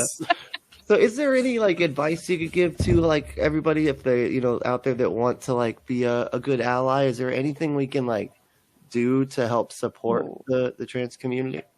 Yeah, absolutely. And just being willing to ask that question is, I think, an excellent start. That is a great way to do it because, people have different needs, right? People have different things going on in their lives. They're dealing with different struggles depending on where they live and what's going on with them and what their personal situation is. So literally just asking people, what can I do to support is great. And it may be, something as simple as, oh yeah, I'm really glad you asked. I, have recently changed my name or my pronouns and, would you be willing to, start using that or introduce me this way or come with me to this place or, little minor things actually go a really long way for people in just affirming that you are a person that is safe to be around. I know a lot of people wear pens or little things on their clothes or their backpack or their jacket or whatever that just indicate I'm safe, I'm an ally, or LGBTQ friendly and things like that are great to let people know, okay, this is a safe person that I'm not going to have to forget. I don't have to pretend like my partner not accidentally called them my wife or something in front of them because it's going to start a big thing. And little things like that of support are great. I mean, also bigger things too are awesome, having a public facing show like this and platforming people whose voices can be heard and talking about it and making it seem normal to people who for some reason don't want to realize that this is normal. Reading. If you like to read or listen to podcasts, that is an excellent thing to do to just learn more about it. It's okay to learn about something that you didn't know about before and go, well, this isn't me, but now I know new information about someone else. Cool. That's it. You don't have to become gay if you read a gay book. Right. We had this conversation last week. One of my coworkers asked me because my kid's non-binary and I use they, and then they thought I meant twins. And then I was like, no, my kid's gender non-conforming. And they asked what that meant. And I explained it but it was good that they were curious enough to ask, why I use they, them pronouns and what non-binary is. And they said, I just don't, they literally said, I'm not trying to be mean. I just don't know. And then when I explained it, they're like, oh, okay. And it's good that they feel comfortable enough to express themselves. That's all it was. And that's all you got to do. Just be like, this is, ask if you're not if you don't understand something, just ask for clarification. As long as you're not being a butthead, it will go fine. So. Yeah. I think a lot of people are happy to explain about it. And like, you know the difference if you're asking a genuine question or if you're that person going, look, I'm just asking because, when I learned biology, okay, that's not a question. That's a statement disguised as a question. You're not a biologist. No. Right. Yeah. Like, no, that's the thing. I'm you're always not. like, are you a biologist? Are you an endocrinologist? Oh, you're not, then shut up. Right. Yeah, I love when people want to tell me about the biology of my gender and then at the same time think that science is some kind of conspiracy theory to trick everyone into thinking evolution is real. And I'm like, hold on, which one is it? Yeah. Right. Is it real or not? Listen, Well, they cherry pick science more than they cherry pick the Bible. Right. And that's what I told somebody the other day. I was like, you have cherry picked science in the exact same way that you've cherry picked your religious text. So I understand now what's happening. You're reading this like it's a religious text and you just take the pieces out that support the conclusion that you started with, and you're doing it backwards. That's not how science is to be read and understood. Like, I don't sit there and like, when someone says like, well, this is science, I'll be like, okay, is it peer reviewed? And I don't mean like your neighbor. Right. Right. And it's like, always something from like 120 years ago. And I'm like, okay, great. By that same logic, I can tell you that disease is not caused by germs or microorganisms, but instead it was a spell. Right. Yeah. You get bloodletting done. Do you have your doctor do that? What right. Like, is your doctor? Yeah. Like, it's like, oh, did we balance your humors? Right. Exactly. It's science. Helen, that's science. Science. Okay. Well, thank you so much, Kara, for coming on. We really appreciate it. And do you have any plugs you want to do? Pluggables? The main thing I would say is just if this is something that you too have dealt with or other traumas from being involved in a religious organization, there are organizations to help you, like Recovering from Religion, where you can come and find hope, healing, and support for all of that. So check us out at recoveringfromreligion.org. Fundraiser. Should I mention the fundraiser? Oh, We're yeah. doing a There's a fundraiser. fundraiser? There's a fundraiser. Tell me more.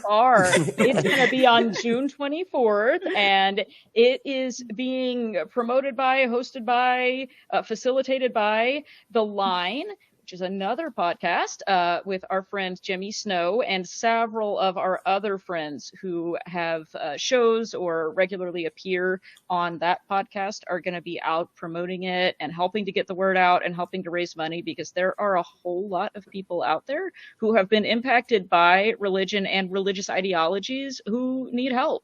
And we are trying to help people recover from all of that, whatever the lingering stuff may be. But, it can be a lot, it can be a little, and we're here. So come find us, and don't forget to donate or volunteer or just share, like, and subscribe and do all those things to help get the word out if you're comfortable doing that. I always like to tell people too, like, I understand as a queer person if there are some forums where you're comfortable promoting certain things and other places where maybe you don't mention any secular stuff or anything like that. Like, we understand. Don't feel pressured to, put everything on your Facebook page where grandma is going to be shocked by it and become upset. Like, use your judgment. $5 that you would, if you got $5, that, extra $5, you can just give it to the fundraiser. We like money. You can donate anonymously. Your name doesn't have to be on it. So we won't tell anybody that you donated. You won't. Only awesome. You and Satan will know. That's right. Oh, that's awesome. All hail you, our financial dark lord. No. That's right. I gotta work on that joke. Satan is a big fan of Recovering from Religion. He's our Lord and Savior. Lord and Savior. Well, as always, we have to. Devil's horns. There you go. Yeah, or if you're from University of South Florida, go Bulls. There you go. Okay. Multiple meanings. But as usual, we always have to have you say, hello, I'm Kara Griffin, and I took a left at the Valley. Well, all right, I will do that then. Hello, I'm Kara Griffin, and I took a left at the Valley. And thanks for having me. Oh. proud to be an atheist, a skeptic, a non-believer, an infidel, a heathen. I call it how I see it. I say it's ignorance and you just call it faith in unsubstantiated claims. That's something to be ashamed. I'm an atheist.